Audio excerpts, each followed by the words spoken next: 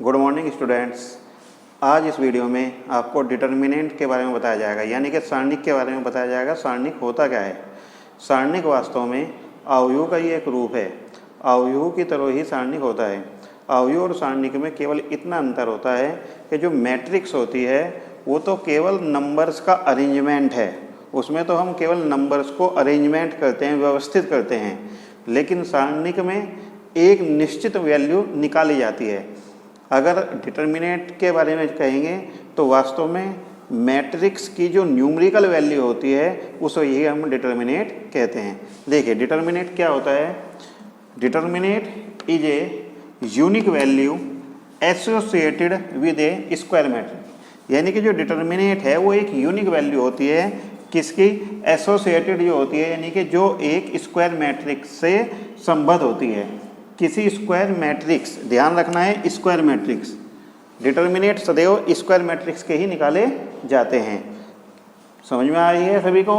Matrix में और determinant में क्या अंतर है? मैट्रिक्स तो एक अरेंजमेंट्स है नंबर का, जबकि डिटर्मिनेंट्स क्या है? किसी भी स्क्वायर मैट्रिक्स को एक यूनिक नंबर के द्वारा हम रिप्रेजेंट कर सकते हैं। एक यूनिक नंबर के द्वारा वो एसोसिएटेड होती है, उस नंबर को ही हम उसका डिटर्मिनेंट वैल्यू कहते हैं। मैट्रिक्स को हम सदैव ब्रैकेट के रूप में लिखते हैं, बड़े ब्रैकेट के रूप में, जबकि डिटर्मिनेंट को हम रिप्रेजेंट करते हैं दो स्ट्रेट लाइन के द्वारा, दो सीधे डंडों के द्वारा हम मैट्रिक्स को, डिटर्मिनेंट को हम रिप्रेजेंट करते हैं। समझ में आ रही है? मैट्रिक्स तो रेक्टेंगुलर भी हो सकते थे, लेकिन जो डिटर्मिनेंट होते हैं वे सदैव स्क्वायर में ही रहेंगे। यानी कि किसी भी डिटर्मिनेंट का अगर आपसे ऑर्डर पूछा जाए तो वो ऑर्डर या तो 1 क्रॉस 1 का होगा, या 2/2 का, या 3/3 का, 4/4 का भी हो सकता है, लेकिन मेनली 1/1, 2/2, 3/3 का जो ऑर्डर होता है उस मैट्रिक्स की जो निश्चित वैल्यू होती है उसे ही डिटर्मिनेंट कहते हैं। डेफिनेशन लिखनी है तो लिख सकते हैं, determinant is a unique value associated with A square matrix, यानी कि किसी भी जो सारणिक होता है वो मैट्रिक्स की किसी भी वर्ग मैट्रिक्स की वर्ग अवयव का एक निश्चित मान होता है। आइए देखते हैं डिटर्मिनेंट निकाला कैसे जाता है। देखिए, अगर आपका कोई भी 1/1 का डिटर्मिनेंट है, अगर ये 2 का है, ये एक क्या है? मैट्रिक्स है, क्योंकि इसमें ब्रैकेट ऐसा है 1/1 का। अगर आप इसे डिटर्मिनेंट के रूप में लिखेंगे तो ये वो क्या हो जाएगा? 1/1 का एक डिटर्मिनेंट हो जाएगा। दोनों में अंतर क्या है? ये मैट्रिक्स है, ये डिटर्मिनेंट है। उसकी डिटर्मिनेंट वैल्यू क्या हो जाएगी? 2 ही हो जाएगी। बट इसे आप इसी प्रकार लिखेंगे, इसको आप एक यूनिक वैल्यू के द्वारा लिख सकते हैं। ये 1/1 की डिटर्मिनेंट वैल्यू है। इसी प्रकार यदि आपको 2/2 की निकालनी पड़ती है तो मान लीजिए कोई भी एक मैट्रिक्स ले लीजिए 1 2 3 4। ये एक स्क्वायर मैट्रिक्स है, किस ऑर्डर की? 2/2 की। इसकी आपको डिटर्मिनेंट वैल्यू निकालनी है तो कैसे निकालेंगे? ए की डिटर्मिनेंट वैल्यू पहले इसके जो रिप्रेजेंट करते हैं थे दो डंडों के द्वारा, दो स्ट्रेट लाइन के द्वारा लिखते हैं 1 2 3 4। अब इसे सोल्व करते हैं। कैसे सोल्व होता है? क्रॉस गुना की, इसकी इसमें गुना, बीच में माइनस का चिन्ह आएगा, माइनस इसकी इसमें गुना, 4 - 3 दूनी 6 बराबर -2। तो ये मैट्रिक्स है, इस मैट्रिक्स को एक यूनिक वैल्यू आई इसकी निकल कर -2, इसका मतलब इसकी डिटर्मिनेंट वैल्यू -2 है। समझ में आ रही है सभी की? आगे बढ़ते हैं। इसी प्रकार हम 3/3 की मैट्रिक्स को भी सोल्व कर सकते हैं। ठीक है, यहाँ पर क्वेश्चन आता है डिटर्मिनेंट के क्या उपयोग हो सकते हैं। डिटर्मिनेंट का सबसे पहला उपयोग तो यही है कि इसके द्वारा हम किसी भी मैट्रिक्स का एक निश्चित मान ज्ञात कर सकते हैं। दूसरा उपयोग है जो युगपत समीकरण होती है, रेखिक समीकरण होती है, उन्हें हल करने के लिए भी डिटर्मिनेंट का प्रयोग किया जा सकता है। तीसरा इसका एक उपयोग ये भी है कि डिटर्मिनेंट की सहायता से हम मैट्रिक्स का इन्वर्स फाइंड कर सकते हैं। इन्वर्स फाइंड अब तक आपने मैट्रिक्स में जब किया था वो प्रारंभिक रूपांतरण के द्वारा किया था, परंतु डिटर्मिनेंट के द्वारा भी हम किसी मैट्रिक्स का इन्वर्स यानी कि व्युत्क्रम ज्ञात कर सकते हैं। आइए चलते हैं एक्सरसाइज 4.1 पर। सारणिक की जो एक्सरसाइज है 4.1 उसको देखते हैं कैसे सोल्व करते हैं। एक्सरसाइज 4.1, इसमें आपसे केवल डिटर्मिनेंट की वैल्यू कैसे फाइंड की जाती है, केवल ये पूछा गया है। देखते हैं क्वेश्चन नंबर 1। एक क्वेश्चन दिया हुआ है आपको 2 4 -5 1। ये एक मैट्रिक्स दी है। अगर ये आपके डंडे मुड़े हुए हैं तो मैट्रिक्स होगी, अगर सीधे हैं तो डिटर्मिनेंट होगी।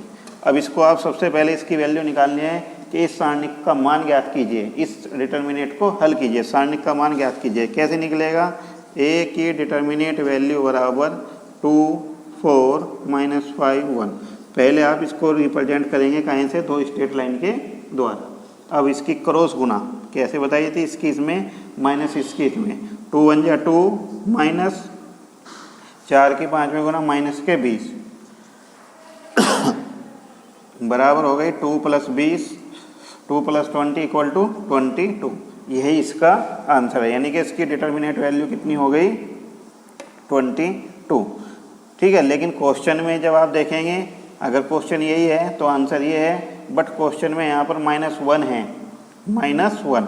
तो अगर -1 आप करेंगे तो जब इसकी इसमें मल्टीप्लाई करेंगे तो यहाँ पर क्या आ जाएगा? -2। तो यहाँ पर -2 रहेगा, तो 20 में से 2 जाकर क्या आ जाएगा? 18। तो ये इसका आंसर होगा 18। आइए आगे बढ़ते हैं क्वेश्चन नंबर 2 की ओर। ये क्वेश्चन नंबर 1 था। क्वेश्चन नंबर 2 में ए बराबर आपको दिया है cos theta minus sine theta और cos थीटा। इसे हमें क्या करना है? फाइंड करना है। क्वेश्चन नंबर 2 के पहले पार्ट में आपको एक मैट्रिक्स दी है, ए बराबर cos theta minus sine theta और cos थीटा। इसकी डिटर्मिनेंट वैल्यू आपको फाइंड करनी है। देखिए कैसे कर सकते हैं। ए की डिटर्मिनेंट वैल्यू इक्वल टू, यहाँ पर जैसे आप डिटर्मिनेंट को रिप्रेजेंट करते हैं दो स्ट्रेट लाइन के द्वारा, तो पहले दो स्ट्रेट लाइन लगाइए, यानी कि ब्रैकेट को समाप्त कीजिए। अब क्रॉस गुना कीजिए, इसकी क्या हो जाएगी? cos स्क्वायर थीटा माइनस इसकी इसमें गुना minus minus plus sine square theta. और हम जानते हैं cos square theta plus sine square theta बराबर 1, तो बराबर आंसर क्या आ गया? 1। तो यानी कि इसकी जो मैट्रिक्स दी है, इसकी डिटर्मिनेंट वैल्यू कितनी आ गई? 1। यही हमारा आंसर है। क्वेश्चन नंबर 2 का ही सेकंड पार्ट, आपको एक मैट्रिक्स डिटर्मिनेंट दी हुई है, क्योंकि इसमें सीधे डंडे दिए हैं। तो ये डिटर्मिनेंट दी है, इसकी वैल्यू आपको फाइंड करनी है। कर सकते हैं इसे ए से रिप्रेजेंट करेंगे, तो ए इक्वल टू इसकी इसमें गुना माइनस इसकी इसमें गुना, तो क्या आ जाएगा? X square minus x plus 1 की मल्टीप्लाई एक्स प्लस 1 में, ठीक है, और माइनस करके क्या कर सकते हैं? इसकी इसमें गुना, तो x माइनस 1 और x प्लस 1 ये हो गई। ठीक है, दिखाई दे रहा है सभी को। आगे बढ़ते हैं। दोनों में से x प्लस 1 बाहर कॉमन आ जाता है, तो अंदर क्या रह जाएगा? X square minus x plus 1 और minus x minus minus plus 1, क्योंकि दोनों से हमने x प्लस 1 कॉमन लिया है। आगे बढ़ते हैं। x plus 1 as it is, अंदर क्या बच जाता है? एक्स स्क्वायर माइनस एक्स और माइनस एक्स माइनस के 2x और प्लस 1 और प्लस 1 प्लस के 2। इन दोनों ब्रैकेट की आप मल्टीप्लाई करेंगे, तो मल्टीप्लाई करके क्या आ जाएगा?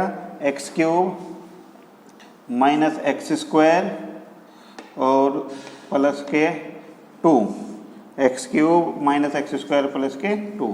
यही इसका आंसर है, यानी कि इसकी डिटर्मिनेंट वैल्यू है। ठीक है, ये क्वेश्चन नंबर 2 कंप्लीट हो गया। आगे बढ़ते हैं क्वेश्चन नंबर 3 की ओर। क्वेश्चन नंबर 3 है हमारा, ए बराबर आपको एक मैट्रिक्स दी है, ए इक्वल टू 1 2 4 2, और आपसे पूछा गया है सो डैट 2a बराबर 4a, 2a बराबर 4a।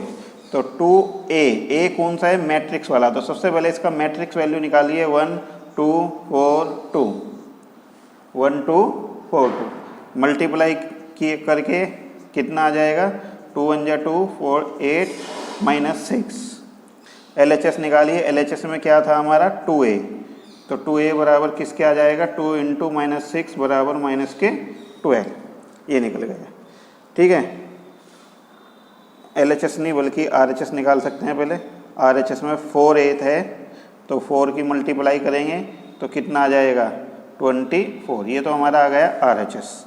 अब आप LHS में क्या है 2A का डिटर्मिनेंट निकालना है, 2A का, और हमारे पास है A, तो सबसे पहले आप 2A निकालिए। तो 2A क्या हो जाएगा, 2 की मल्टीप्लाई कीजिए हर एक में, मैट्रिक्स में हर एक में मल्टीप्लाई होती है, 2 4 8 2 1 2 2 जा 4, ये वैल्यू आ गई 2A की।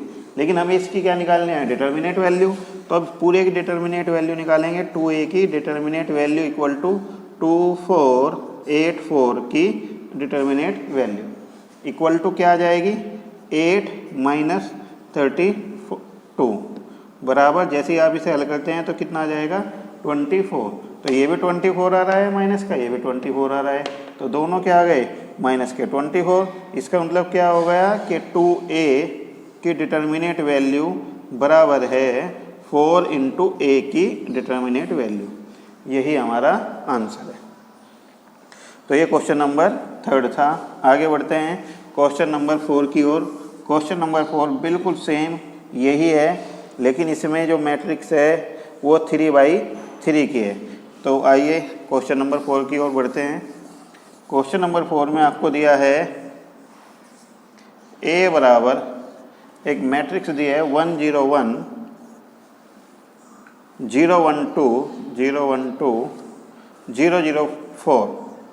सबसे पहले आपको 3/3 की जो मैट्रिक्स दिए है इसकी डिटर्मिनेंट वैल्यू कैसे फाइंड करते हैं। आइए, A की डिटर्मिनेंट वैल्यू बराबर, देखिए ध्यान से, बाहर आप क्या रखते हैं 1 प्लस का, और इस पूरे को छोड़ देते हैं तो यह 2/2 की मैट्रिक्स बन जाती है। इसकी क्रॉस गुणा करके 4 माइनस 0, जैसे कि आप एक 2/2 की मैट्रिक्स को हल करते हैं। इससे आगे की टर्म लेते हैं, बीच वाली टर्म होती है हमेशा माइनस की, पहला प्लस दूसरी माइनस। अब इसमें क्या होते हैं, इस वाली पूरी रो को और इस बीच वाली कॉलम को छोड़ देते हैं, तो 0 0 2 4 ये एक मैट्रिक्स बनती है 2/2 की। तो इसकी क्रॉस गुणा करके इसे सोल्व करते हैं, 4 0 0 2 0 0। तीसरे वाली फिर प्लस का होती है, पहली प्लस माइनस प्लस, पहला टर्म प्लस का, बीच वाला माइनस का, फिर प्लस का। अब के तीसरी, पहली रो तो छोड़नी है, और ये अब एक बार तो पहला कॉलम, दूसरी बार में दूसरा कॉलम, और तीसरी बार में आपके तीसरा कॉलम छोड़ना है। तो इसकी मल्टीप्लाई कीजिए तीसरी, तो क्या बन जाएगी 0 माइनस 0 इसकी इसमें। तो जैसे इसे हल करते हैं क्या आ जाएगा 4, बाकी का सब शून्य। तो ये वैल्यू निकल कर आई हमारी A की। लेकिन हमें क्या निकालना है 27A की वैल्यू निकालनी है। तो 27A की वैल्यू 4 आई, तो कितना हो गया ये, जैसे आप इसमें गुना करते हैं 108। ये हमारा क्या है RHS। अब LHS में आइए। LHS में हमें निकालनी है 3A की डिटर्मिनेंट, 3A यानी कि 3 की पहले मल्टीप्लाई करेंगे। तो आप 3A निकालेंगे, 3A बराबर कीजिए गुना, जैसे आप 3A करते हैं तो कितना हो जाएगा 3 0 3 0 3 6 0 0 12। अब आप 3A की डिटर्मिनेंट वैल्यू फाइंड कीजिए, क्या हो जाएगी 3 0 3 0 3 6 0 0 12। ये यहाँ तक मैट्रिक्स था। जैसे ही आपने इसके स्ट्रेट लाइन खींची, यानी कि 2 सीधे डंडे खींचे, तो क्या बन गया ये डिटर्मिनेंट। इसे हल कीजिए, 3 इंटू 36 माइनस 0, बीच वाला मैंने बताया माइनस का होता है, इसे छोड़ दीजिए, इसकी इसमें गुना, इसकी इसमें गुना, तो 0 माइनस 0 प्लस तीसरे वाला फिर प्लस का होता है। अब के ये वाली लाइन छूटेगी, ये वाली और ये वाली, क्रॉस गुना करेंगे तो 0 माइनस 0, 36 के 3 में गुना 108। तो LHS भी आपका 108 आ रहा, RHS भी आपका 108 आ रहा। तो इसका मतलब क्या हो गया 3A का मॉडुलस इक्वल टू क्या होता है 27A। इसे मॉडुलस ना कह के सारणिक मान कहेंगे, 3A का सारणिक मान, 3A का डिटर्मिनेंट बराबर 27 इंटू A का डिटर्मिनेंट। यही हमारा आंसर है। आइए क्वेश्चन नंबर 5 की ओर बढ़ते हैं। क्वेश्चन नंबर 5 में सिंपल क्वेश्चन है, केवल डिटर्मिनेंट को कैसे सोल्व करते हैं ये पूछा गया है। 4 पार्ट हैं इसमें, एक पार्ट मैं आपको करके बता रहा हूँ। क्वेश्चन नंबर 5 देखिए, सेकंड पार्ट बता रहा हूँ इसका। सेकंड पार्ट है 312 माइनस 413 माइनस 413 5 माइनस 2 1, 5 माइनस 2 1 कीजिए इसे सोल्व। तो बड़े ध्यान से मैंने आपको क्या बताया, सबसे पहले वाला नंबर ये R1 के सापेक्ष इसे बोलते हैं एक्सपेंड करना। हम R2 के सापेक्ष भी एक्सपेंड कर सकते हैं, हम R3 के सापेक्ष भी इसका प्रसार कर सकते हैं। सबसे पहले मैं आपको R1 के सापेक्ष ही बता रहा हूँ। R1 के सापेक्ष होता है 3 बाहर रहेगा और ये वाली पूरी लाइन R1 छोड़ी जाएगी और ये छोड़ा जाएगा, इसकी इसमें मल्टीप्लाई, इसकी इसमें मल्टीप्लाई, तो एक की एक में 1 माइनस 3 2 जा 6। बीच वाला टर्म माइनस का लेते हैं, लेकिन पहले से ही -4 है तो प्लस का 4 हो जाएगा। अब क्या आप दूसरी कॉलम छोड़ दीजिए, इसकी इसमें गुना इसकी इसमें, तो 1 माइनस 1 प्लस 2 2 जा 4, तीसरा वाला प्लस का। अब क्या आप तीसरी रो छोड़ेंगे, 3 1 जा 3 2 माइनस 2। आगे बढ़ते हैं, 6 प्लस 1 7, 7 3 जा 21, 1 प्लस 4 5, 5 4 जा 20, 3 माइनस 2 1, 1 की 5 में जोड़ 5, तो कितना हो गया 46। यही हमारा आंसर है। सेकंड पार्ट था ये, एक और बता रहा हूँ, यदि अब भी समझ में नहीं आया किसी बच्चे के कैसे प्रसार करते हैं। थर्ड पार्ट है इसका 0 1 2 माइनस 1 0 माइनस 3 माइनस 2 3 0।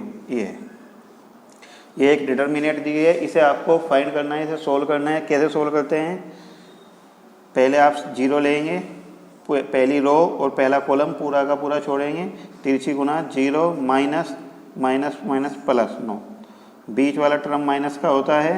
अब क्या बीच वाली पूरी कॉलम छोड़ेंगे, रो तो पहली छोड़ेंगे ही, इसकी इसमें गुना इसकी इसमें गुना, तो 0 माइनस 3 2 जा 6, इसकी इसमें 0 माइनस एक बीच में आता है, 3 2 जा 6 प्लस 2। अब क्या आप इसे छोड़ेंगे, इसकी इसमें गुना इसकी इसमें, तो -3 माइनस 0, तो कितना आ गया 0, जब बाहर है तो सारा का सारा ही 0, -1 की इसमें करेंगे प्लस का 6, -2 और प्लस की 2 की -3 में गुना, तो माइनस का 6, तो बराबर क्या आंसर आ गया इसका, जैसे इसे आप हल करेंगे बराबर 0। यही हमारा आंसर है। ठीक है, आगे बढ़ते हैं। ये इसका थर्ड पार्ट हो गया, फोर्थ पार्ट आप अपने आप कर सकते हैं इसी प्रकार। नेक्स्ट क्वेश्चन नंबर 6 की ओर बढ़ रहे हैं। क्वेश्चन नंबर 6 में भी इसे आपको फाइंड ही करना है, बिल्कुल ऐसा ही है जैसा क्वेश्चन नंबर 5 है। देखिए 1 1 minus 2 1 1 minus 2 2 1 minus 3 2 1 minus 3 5 4 minus 9 5 4 minus 9। देखिए क्या है, ये एक मैट्रिक्स है, फिर ध्यान से सुनेंगे। इसको आपको पहले डिटर्मिनेंट में कन्वर्ट करना है। 1 2 5 1 1 4 माइनस के 2 माइनस के 3 माइनस के 9। अब आपको करना क्या है, इसे सोल्व करना है। सोल्व करने के लिए मैंने क्या बताया, R1 के सापेक्ष इसका हम करते हैं एक्सपेंड। हम इसे R1 के सापेक्ष भी कर सकते हैं, R2 के सापेक्ष भी, R3 के भी। तो इसको मैं एक्सपेंड दो तरीके से आपको बताऊंगा, R1 के सापेक्ष भी और R2 के सापेक्ष भी। सबसे पहले R1 के सापेक्ष ही करते हैं, तो 1 बाहर आ जाएगा, इसकी इसमें इसकी इसमें, R1 छोड़ेंगे पूरी और पहला कॉलम, तो माइनस का 9 प्लस 4 3 जा 12, बीच वाला टर्म माइनस का होता है। अब से बीच वाली कॉलम छूटेगा, इसकी इसमें इसकी इसमें, 9 दूनी 18 5 3 15, माइनस के 2, बाद वाली टर्म प्लस की लेते हैं, लेकिन जब माइनस की 2 है तो माइनस की 2 ही लिखा जाएगा।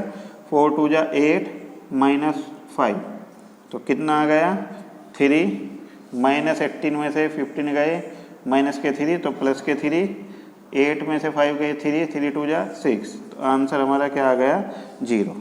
यही आंसर है। लेकिन ये एक्सपेंड किया हमने किसके सापेक्ष, R1 के। अगर हम इसका प्रसार किसके सापेक्ष करते देखेंगे, दूसरा सेकंड तरीका इसका, एक्सपेंड R2। ठीक है, एक्सपेंड हम किसके सापेक्ष कर रहे हैं, अलोंग R2 लिख सकते हैं, अलोंग R2। तो देखिए अब मैं R2 के सापेक्ष आपको बता रहा हूँ, तो इसके जो चिन्ह चलते हैं, वे चलते हैं प्लस माइनस प्लस, फिर यहाँ लास्ट में प्लस है तो आपके क्या आ जाएगा माइनस, फिर प्लस, फिर यानी कि अल्टरनेटिव, एक प्लस एक माइनस एक प्लस एक माइनस, यानी कि पहला प्लस है दूसरा माइनस फिर प्लस फिर माइनस प्लस माइनस, इस तरह चलते हैं। तो जब हम R2 के सापेक्ष कर देंगे तो R2 ये है, तो इसमें R2 पूरी लाइन छोड़ी जाएगी, लेकिन बाहर हमारा क्या आएगा -2, क्योंकि ये वाला आपके पहले माइनस का होगा। और या R2 छोड़कर पहला कॉलम छोड़कर इसकी ऊपर गुना होगी और इसकी इसमें गुना होगी। R2 छोड़ेंगे क्योंकि R2 के रेस्पेक्ट में कर रहे हैं। -9 की 1 में -9, तो -9, -4 की 2 में +8, बीच वाला पद आपके प्लस का हो जाएगा 1। तो आपके R2 तो छोड़ेंगे ही, -9 की पहले वाले में -9 और इसकी तीसरे में +10, और आपके पहले माइनस प्लस फिर क्या आएगा माइनस। तो जैसे इस माइनस के सापेक्ष करते हैं तो माइनस माइनस प्लस का 3 हो जाता है। आपके तीसरा कॉलम छुड़ेगा, दूसरी रो तो छोड़ी ही जाएगी क्योंकि आप R2 के सापेक्ष कर रहे हैं, इसकी इसमें, तो 4 - 5। तो -9 में से प्लस का 8, माइनस का 1, -1 की 2 में गुना 2, -9 में से प्लस का 10, तो कितना बच गया प्लस का 1, 4 में से 5, माइनस का 1, -1 की +3 में माइनस का 3, तो बराबर क्या आ गया 0। ये भी आंसर 0, इससे भी आंसर 0, यानी कि अगर आप R1 के रेस्पेक्ट में करेंगे तब भी 0 आएगा, R2 के रेस्पेक्ट में करेंगे तब भी 0 आएगा। बट ध्यान क्या रखना है, जब R1 के रेस्पेक्ट में करते हैं तो प्लस माइनस प्लस, यानी कि पहला टर्म प्लस का, बीच वाला माइनस का, फिर प्लस का। जबकि R2 के रेस्पेक्ट में माइनस पहले आती है, बीच में प्लस आता है और बाद में फिर माइनस आती है। ठीक है, तो ये मैंने क्वेश्चन नंबर 6 दो प्रकार से करके दिखाया है। ये एक्सपेंड किया है किसके रेस्पेक्ट में, एक्सपेंड अलोंग R1 के, और ये कहीं के उसमें किया है R2 के। आपको कोई सा एक ही करना है, या तो आप R1 के सापेक्ष कर सकते हैं या R2 के सापेक्ष, लेकिन आना आप पे दोनों ही प्रकार से चाहिए कि R1 के भी रेस्पेक्ट में आना चाहिए और R2 के भी। आगे बढ़ते हैं क्वेश्चन नंबर 7 की ओर। क्वेश्चन नंबर 7 है हमारे पास, आपको दिया है find the value of x। इसमें हमें x की वैल्यू फाइंड करनी है। 2 4 5 1 इक्वल टू दिया है 2x 4 6 और x। तो देखने से क्वेश्चन बड़ा आसान लगता है कि कंपेयर कर सकते हैं पहले वाले की पहले में, दूसरे की दूसरे में। ऐसा नहीं होगा, केवल मैट्रिक्स में कंपेयर की जाती है। अवयव में तो हम कंपेयर कर सकते थे, x बराबर 1 आ जाएगा, लेकिन अवयव में कंपेयर कर सकते हैं, डिटर्मिनेंट में यानी कि सारणिक में कंपेयर नहीं होती, क्योंकि सारणिक तो एक निश्चित मान के द्वारा व्यक्त किया जाता है। इसे पहले हमें सोल्व करना पड़ेगा, इसलिए आप जल्दी में ये नहीं कि इसे कंपेयर कर देंगे, पहले आप इसे भी एक्सपेंड कीजिए, इसे भी एक्सपेंड कीजिए इसे हल तिरछी गुणा करके 2 1 जा 2 -20, इसे हल कीजिए 2x² - 24। जैसे ही आप इसे हल करेंगे कितना आ गया -18, -24 इधर ले आइए, प्लस का 24 बराबर 2x², 24 में से 18 गए 6, 2x² बराबर 6, x² बराबर 3, x बराबर प्लस माइनस कितना आ जाएगा 3। यही हमारा आंसर है। तो इसे आप कंपेयर के द्वारा नहीं बल्कि इसे हल करेंगे। अगर इसके डंडे मुड़े होते तब ये कंपेयर करके हो जाता, फिर ये मैट्रिक्स बन जाता। ठीक है, सेकंड पार्ट में आइए। इसके सेकंड पार्ट है इसका 2 3 4 5 इक्वल टू x3 2x × 5। बिल्कुल सेम यही सवाल है, आपको कंपेयर नहीं करनी है, बार बार बता रहा हूँ, केवल इसकी वैल्यू फाइंड करनी है। तिरछी गुणा कीजिए 10 - 12 5x - 3 दूनी 6x, कितना बच गया -2 बराबर -x, और जैसे ही इसे सोल्व करते हैं x बराबर 2। यही आंसर है। Question number 8। क्वेश्चन नंबर 8 भी बिल्कुल सेम ऐसा ही है जैसा क्वेश्चन नंबर 7 का फर्स्ट पार्ट, 7 का सेकंड पार्ट, इसी प्रकार का क्वेश्चन नंबर 8 है। देखिए क्वेश्चन नंबर 8 में क्या है, x 2 18x इक्वल टू 6 2 186। कीजिए इसे हल, कंपेयर नहीं होनी है, बार बार बता रहा हूँ, केवल इसे हल करना है। तिरछी गुना x² - 36, यहाँ पर 6 6 36 -36, 36 से 36 कैंसिल, x² बराबर 36 और x बराबर प्लस माइनस 6। यही हमारा आंसर है। ठीक है, तो आज इस वीडियो में आपको डिटर्मिनेट चैप्टर की एक्सरसाइज 4.1 का सॉल्यूशन मिला है। आगे की एक्सरसाइज के सॉल्यूशन देखने के लिए आगे की वीडियो देखते रहिए। चैनल को लाइक व सब्सक्राइब करना ना भूलें। धन्यवाद।